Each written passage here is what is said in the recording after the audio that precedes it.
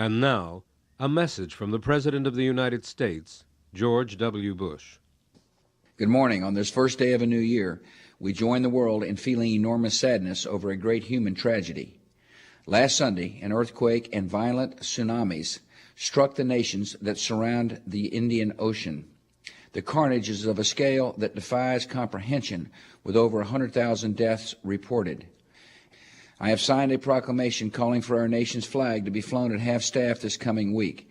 As the people of this devastated region struggle to recover, we offer our love and compassion and our assurance that America will be there to help. Earlier this week, I spoke with the leaders of India, Sri Lanka, Thailand, and Indonesia. I offered them the condolences of our nation, and I praised their steadfast leadership. The task they face is difficult. Their relief resources are stretched nearly to the limit. Communications, roads, and medical facilities have been badly damaged. Disease has become a very real threat. Americans are a compassionate people, and we are already hard at work helping those nations meet these challenges.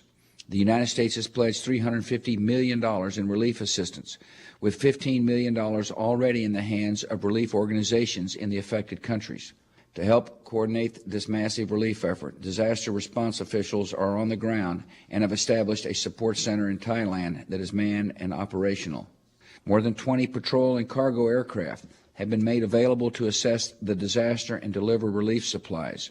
Many of those aircraft are already on the scene. We have dispatched the aircraft carrier Abraham Lincoln, the maritime pre-positioning squadron from Guam, and an amphibious ship carrying a Marine Expeditionary Unit. They will soon be in position to support relief efforts to include the generation of clean water.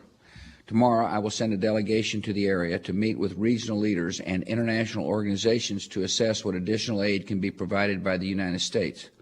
The delegation will be led by Secretary of State Colin Powell and Governor Jeb Bush, who has extensive experience in the state of Florida with relief, rehabilitation, and reconstruction efforts following natural disasters.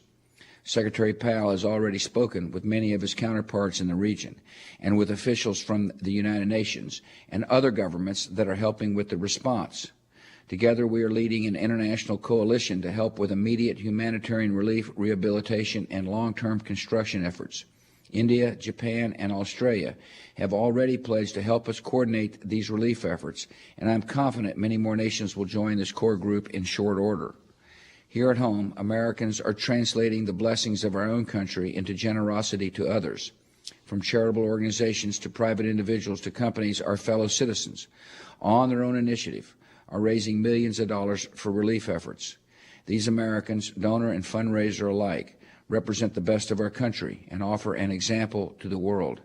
Any American who desires to donate to these efforts can easily do so online by accessing the USA Freedom Corps' website at www.usafreedomcorps.gov. In this season when we gather with loved ones and count our many blessings, we hold the victims of this terrible tragedy in our hearts and prayers.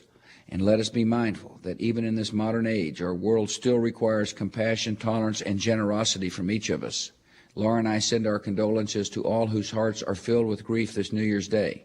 And to our fellow Americans, we wish you peace and happiness in the coming year. Thank you for listening.